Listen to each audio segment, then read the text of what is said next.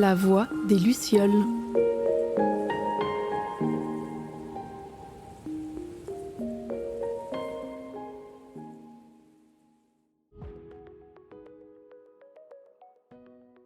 Bonjour, je m'appelle Cécile Neuville, je suis, alors à la base je dirais que je suis psychologue, mais en fait je me définis davantage comme une rêveuse entrepreneuse. Donc c'est-à-dire que je suis une femme qui rêve d'un monde meilleur et qui entreprend pour que ce monde meilleur puisse exister.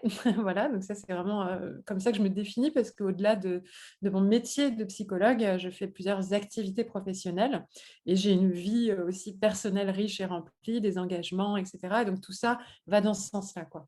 En tant que psychologue, je suis spécialisée en psychologie positive, qui est la science qui s'intéresse à tout ce qui va bien, à tout ce qui peut aller mieux, au point commun de tout ce qui fonctionne pour pouvoir le reproduire. Et donc, c'est ce que je fais dans ma vie de tous les jours. Et donc, je suis une personne, voilà, qui essaie de transmettre des clés, des outils, des moyens, des méthodes aux gens pour favoriser le bonheur, l'épanouissement individuel et collectif et contribuer ainsi à un monde meilleur. Voilà. Et donc, après, j'ai plusieurs activités professionnelles qui pourraient me définir aussi quelque part. C'est que cette mission-là, un petit peu de favoriser le bonheur et ce monde meilleur, se traduit par une première activité qui est centrale, qui est le centre de formation Zen Pro, où on forme des psychologues, des coachs, des thérapeutes à toutes ces pratiques de psychologie positive et aussi des outils plus variés. Dans un deuxième temps, j'ai une casquette auteur. J'ai écrit une douzaine de livres sur le bonheur, le lâcher-prise, la psychologie positive, l'éducation positive avec les enfants. Et puis, j'ai une troisième casquette encore qui est celle d'accompagner des auteurs. Donc, je suis coach d'auteur de livres de dev perso et j'adore ça aussi. Donc, j'aime aider des personnes à mettre des mots sur soit une histoire, soit un vécu, soit une expérience, soit des outils, une approche pour pouvoir contribuer au bonheur à travers le monde grâce à eux, à leur parcours de vie. Et je dirais que j'ai encore une autre casquette qui est celle de coordonner une cellule d'écoute des étudiants dans la ville de Montpellier, parce que je suis de Montpellier. Et j'anime une équipe d'une douzaine de psychologues qui répondent à un téléphone mis à disposition gratuitement des étudiants pour aller mieux en cette période particulière, mais qui risque de durer. Donc, une cellule d'écoute pour le mieux-être des étudiants. Donc, dans tous les cas, voilà, j'essaie d'agir pour le mieux-être des autres, étudiants, professionnels de l'accompagnement, auteurs et lecteurs à travers mes livres, voilà globalement. Et je suis mariée, heureuse, épanouie, maman de 3 adolescents maintenant. Voilà pour, en quelques mots, me présenter. Un traumatisme, pour moi, c'est vraiment une expérience précise. Donc, c'est-à-dire que, je considère vraiment que dans notre, façon de vivre les choses, on a des pensées, on a des ressentis et on a des vécus corporels. À un moment donné dans notre vie, on vit des ancrages, donc c'est-à-dire qu'on associe une émotion à quelque chose qui se passe dans notre tête ou dans notre corps. Et des fois, c'est des ancrages positifs. On a, le jour de son mariage, on est, ravis, on ancre ça dans son alliance et toute sa vie, on est accompagné de ça. Mais par contre, malheureusement, on a aussi des moments qui sont très, très durs, très violents à vivre et des souffrances qu'on ne peut pas contrôler, qui nous submergent tellement que l'émotion qui d'habitude s'ancre à une pensée ou à une sensation dans le corps s'ancre si fort et tellement fort que ce traumatisme vient faire un traumatisme du fonctionnement naturel du corps, optimal du corps, de la pensée et des émotions. Tout se bloque, tout s'enchevêtre. On perd le contrôle de tout, de ses pensées, de ses émotions et de son corps souvent. Et donc, c'est comme ça qu'on peut avoir à la fois des douleurs physiques, un épuisement, des contractions. On peut avoir quelque chose au niveau du corps qui ne comprend plus, qui se protège un petit peu par rapport à cet événement traumatisant. Donc, un traumatisme physique, physiologique et un traumatisme mental, puisque nos pensées sont bloquées, perturbées, ancrées, on ne contrôle plus trop et on arrive à remettre en question beaucoup de choses. Donc, tout est chamboulé et émotionnellement, évidemment, puisqu'on est débordé à la fois de multiples émotions, souvent de colère, de tristesse, de souffrance, d'injustice. Voilà, il peut y avoir énormément d'émotions mélangées. Tout ça étant enchevêtré complètement et empêchant le fonctionnement normal de la vie, en fait, tout simplement. Donc, un traumatisme, c'est un événement particulier qui crée quelque chose à un moment donné. La résilience, c'est vraiment un terme que j'ai découvert finalement plus récemment, avant, je n'y mettais pas de mots, même si je le comprenais, mais en fait, j'ai compris plus tard que c'était cette capacité que l'être humain a à s'adapter aux aléas de la vie. Donc, c'est-à-dire cette capacité justement face aux difficultés, que ce soit des traumatismes ou des périodes difficiles ou des imprévus, parfois, c'est même pas forcément violent, mais juste des imprévus aussi dans la vie. Et comment faire pour réagir d'une façon efficace et le plus agréable possible à de telles situations pour finalement derrière se sentir mieux. Le principe de la résilience, c'est de trouver aussi le moyen d'aller mieux derrière. Ce n'est pas juste un phénomène, il y a quand même une intention. La résilience permet d'aller mieux. Donc du coup, la résilience en elle-même, c'est la capacité à surmonter les épreuves de la vie, notamment face à un traumatisme. C'est la force humaine que certaines personnes arrivent à développer. Enfin, on en a tous la capacité, mais on n'y arrive pas toujours. Mais c'est possible pour tout le monde, mais des fois, on ne sait pas faire. Donc ça s'apprend, ça c'est une bonne nouvelle. La résilience, ça s'apprend, c'est développer des compétences qui permettent de se relever suite à un traumatisme, suite à une déception amoureuse, suite à un changement de vie, suite à un imprévu, suite à une souffrance, une douleur, un accident de voiture, un divorce, une démission, un licenciement, peu importe. C'est comment trouver la force de redonner vie à sa vie. Et ça passe par souvent un travail sur le lâcher prise, sur le sens, sur la capacité à se réadapter. Donc, c'est ce qu'on appelle en anglais le coping, l'adaptation, capacité d'adaptation, et à trouver des stratégies de coping. Ce sont des stratégies individuelles. La résilience est très personnelle. C'est un phénomène global, mais après, la façon de la mettre en place est très personnelle en fonction des individus, des personnalités. Il y a des stratégies très efficaces pour certains qui ne vont pas l'être pour d'autres. Donc, un vrai travail sur la résilience est un travail très personnel sur développer ses compétences et ses stratégies les plus efficaces pour aller vers du mieux malgré un traumatisme, un échec, une déception ou un imprévu dans sa vie, les fameux aléas de la vie qu'on ne contrôle pas et qui ne sont pas toujours faciles à traverser et qui peuvent faire souffrir pour pouvoir aller vers du mieux-être là encore.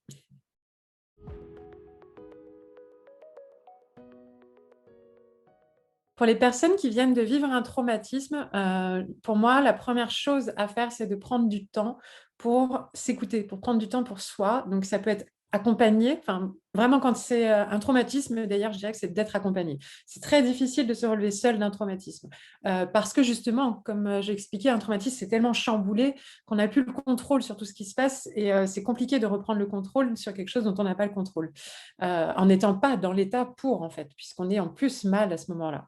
Donc, se faire aider, oser aller chercher une aide extérieure qui va nous permettre de mettre, pour le début déjà, des mots, des idées en place, poser des mots sur les ressentis, sur les pensées, sur ce qui se passe, sur tout ce que l'on vit, ce qui n'est pas facile, c'est déjà une première étape difficile. Et ensuite, pour élaborer des stratégies, justement, pour développer ces fameuses compétences de résilience, ces stratégies d'adaptation, petit à petit, un pas après l'autre, prendre son temps. Il ne faut pas être pressé, ce n'est pas quelque chose de violent. Il ne faut pas écouter ce que les autres disent non plus, dans le sens tu devrais faire ça, tu devrais faire ça.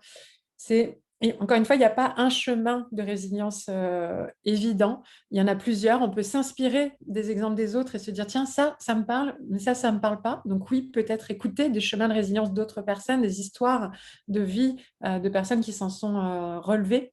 Euh, voilà, si j'avais vraiment un conseil, c'est ne restez pas seul. C'est faites-vous au moins entouré, mais encore mieux accompagné par quelqu'un, par un professionnel de ce métier-là. S'il y a bien un moment dans une vie où ça me paraît totalement, alors j'avais envie de dire utile, mais c'est même plus que ça, presque essentiel, voire inévitable d'être accompagné, c'est suite à un traumatisme. Plus il est violent le traumatisme, plus ça nécessite d'un accompagnement, même quand on se dit, bon, ça va quand même, je m'en sors, etc. Suite à un traumatisme, il y a toujours des restes à un moment donné ou à un autre, et plus on laisse traîner dans le temps, plus c'est difficile de s'en sortir. Donc, plus tôt vous vous ferez accompagner, plus facile ce sera de se relever, même si ce ne sera pas facile, justement. Mais en tout cas, ça le sera quand même un peu plus que si vous restez seul avec cette souffrance, avec ce chamboulement intérieur qui, si on n'y fait rien, il reste, et il peut même se cristalliser et créer des comportements inadaptés, des croyances inadaptées, des émotions inadaptées. Et ça peut nous empirer la vie, alors que le fait de poser les choses et d'être accompagné avec un expert, a priori, quand même, il y a beaucoup plus de chances pour que ça aille mieux après. Donc, faites confiance, reposez-vous sur des personnes extérieures pour vous aider dans ce cheminement, c'est essentiel.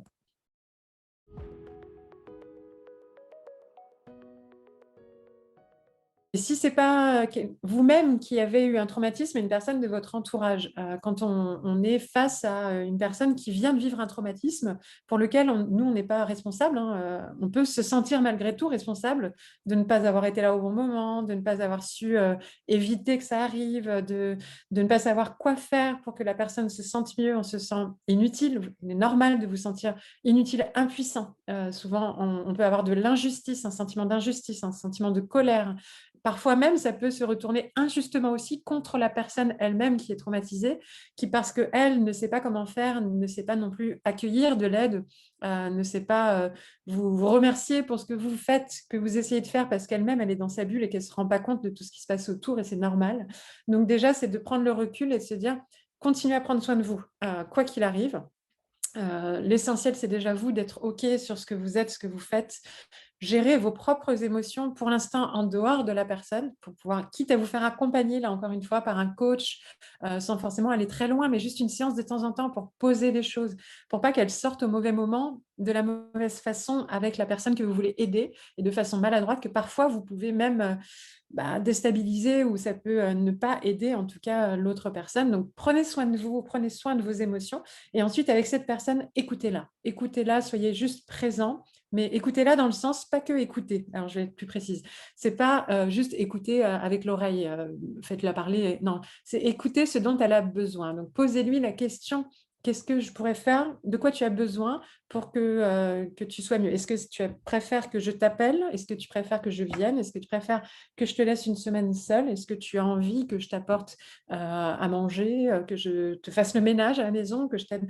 Voilà, on ne sait pas. Il y a vraiment des fois des aides auxquelles on ne pense pas, alors que la personne justement qui a un traumatisme, des fois, même les actions les plus quotidiennes deviennent insurmontables. Faire des courses, le ménage, parfois ça peut être ça, l'aide aussi, sans même chercher à parler dans le sens écoute, parler des ressentis. Ça, la personne sera capable ou non, la personne traumatisée, de s'exprimer, ne pas forcer les choses, ne pas, si elle pleure, l'accueillir, si elle est en colère, accueillir, ne pas juger, évidemment, et encourager éventuellement à ce qu'elle se fasse accompagner. Voilà. Plutôt que de chercher à vous trouver des solutions, ne donnez pas de conseils.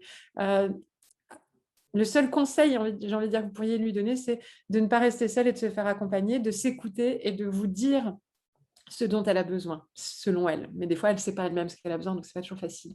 Donc, soyez à l'écoute, voilà, dans ce sens-là. Soyez à l'écoute de l'autre et dans le respect de ce qu'elle a besoin, même si vous, vous aimeriez vous sentir plus utile. Attention de ne pas chercher à en faire trop, ça peut avoir un effet contre-productif des fois. Donc, prenez votre temps, mais soyez présent. Voilà, c'est vraiment important. Montrez que vous êtes présent, même par un petit cœur par SMS, un petit mot sur le frigo avant de partir, je suis passée. Voilà, juste pour montrer que le jour où la personne elle a besoin, elle sait qu'elle peut faire appel à vous, et ne pas lui en vouloir si elle-même, à des moments, elle craque et elle dit des mots blessants ou inadaptés. Ou voilà, prenez toujours le recul. Ce n'est pas elle qui parle, c'est la souffrance. Voilà, faut laisser le temps au temps et rester solidaire, et sans oublier de prendre soin de vous à côté. Ne vous sacrifiez pas non plus. Elle a besoin d'une personne solide. Donc, continuez à prendre soin de vous pour rester quelqu'un de solide sur qui elle peut compter au moment où elle en aura besoin, plutôt que de vous-même tomber dans une dépression ou autre. Prenez soin de vous. On dit toujours, je vais terminer avec cette métaphore, dans un avion, quand il y a un crash ou voilà, un risque, il y a les masques qui tombent, et le réflexe, même si on a un enfant à côté, c'est de se mettre d'abord le masque à soi pour pouvoir sauver l'autre. Donc du coup, commencez déjà par vous-même pour ensuite être disponible et présent efficacement pour l'autre. Voilà. Et je m'arrêterai là, c'est déjà essentiel, je crois, à avoir en tête. Pour ma part, alors j'ai longtemps accompagné en cabinet présentiel, voilà, sur notamment des traumatismes, que ce soit des traumatismes liés à des événements de vie, à des maladies, des deuils, des agressions sexuelles, des violences conjugales, même avec des violences d'enfants ou d'humiliation, de harcèlement, des choses comme ça, donc des violences vraiment très variées. Au départ, je travaille avec en fait, voilà, je vais illustrer avec une métaphore qui me parle beaucoup, la métaphore du verre d'eau. En fait, une personne qui vient, qui est traumatisée, elle vient avec un verre d'eau qui est rempli à ras-bord d'eau noire. Et en fait, mon travail en tant que thérapeute, c'est d'aider à diluer cette eau noire à un moment donné avec ce qui est moins d'eau noire et à le remplir autrement. Et donc il y a plusieurs méthodes. Il va y avoir des méthodes plus longues de parole et cetera. Donc moi, je n'utilise pas forcément la psychanalyse ou des méthodes plus longues qui permettent quand même de vider le verre petit à petit. Ça, c'est une méthode plus traditionnelle et qui date d'il y a très longtemps. Maintenant, plus récemment, il y a ce qu'on appelle les courants de thérapie brève. Donc moi, je m'appuie sur quelques-unes de ces thérapies brèves, qui est l'hypnose, par exemple, l'EFT, qui travaille sur l'énergétique aussi, le MDR, qui travaille sur les mouvements oculaires, qui permet vraiment, celui-là est très, très efficace sur la libération des traumatismes, qui permet de remettre ce fameux chamboulement dont on parlait avec les émotions, le cerveau, le corps. Ça replace un petit peu les idées, les émotions avec cette méthode EMDR. Euh, donc, voilà, avec ces techniques-là de thérapie brève, comme on les appelle, je vais vider assez rapidement le verre en quelques séances, parce que pour moi, ça ne sert à rien non plus d'y passer des heures. C'est possible d'aller assez vite, ça secoue, ça fait du bien, on lâche tout, on crie. Je peux amener quelqu'un à sortir et à crier dehors, voilà, à taper sur quelque chose, à faire du sport. Je vais l'inviter vraiment à évacuer le trop, en fait. Et ensuite, je vais vraiment travailler avec la personne avec la méthode que j'utilise le plus encore aujourd'hui, parce que pour le coup, maintenant, je fais beaucoup moins appel à ces outils-là, j'accompagne moins sur ces sujets-là. Mais par contre, je vais travailler à reconstruire la personne. Une fois qu'on a vidé l'eau noire, ne pas rester avec un verre d'eau vide, parce que sinon on remplit automatiquement de noir si on n'apprend pas autre chose, développer des nouvelles compétences humaines et émotionnelles. Et donc d'abord revenir à la pleine conscience, la pleine présence, l'instant présent, la méditation, la sophrologie, la relaxation, prendre soin de soi, se faire masser, ralentir, revivre vraiment en étant à l'écoute de ses besoins, de ses plaisirs. Là, je l'aide à identifier ses robinets d'eau transparentes pour mettre de l'eau fluide, claire, limpide, agréable, légère. Voilà, c'est transparent, on se sent mieux. Mais ça ne suffit pas pour être pour moi pleinement épanoui. Et donc, mon courant à moi, c'est vraiment la psychologie positive.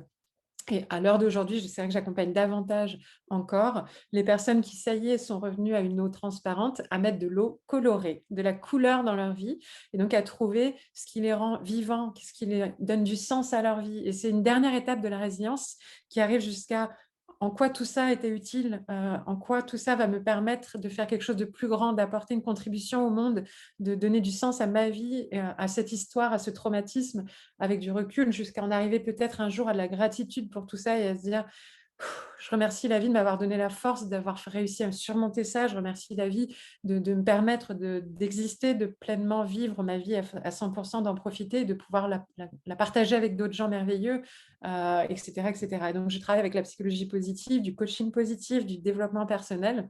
Et donc là, ça va être des outils vraiment pour travailler sur les valeurs, sur les forces de caractère, les émotions les plus agréables, l'enthousiasme, la joie de vivre, le sens de nos actions, notre ikigai, qui est le sens de la vie, la mission de vie un petit peu. Voilà, j'adore aider les personnes à révéler leur potentiel, leur plein potentiel d'une vie pleinement épanouie, les accompagner à réaliser leurs rêves et à vivre une vie qu'elles seront vraiment ravies d'avoir vécue. Et à la fin de leur vie, elles se diront, ben voilà, malgré ces traumatismes, malgré ces événements, je suis fière de ma vie et je suis vraiment contente d'en avoir profité jusqu'au bout. Voilà. Pour moi, c'est ça aussi, une de mes missions à moi, c'est d'aider les gens à ressentir ça à un moment donné dans leur vie et de le ressentir tout au long de leur vie au fur et à mesure, en fait, de le vivre vraiment en pleine conscience aussi, cette évolution permanente vers toujours une meilleure version de soi.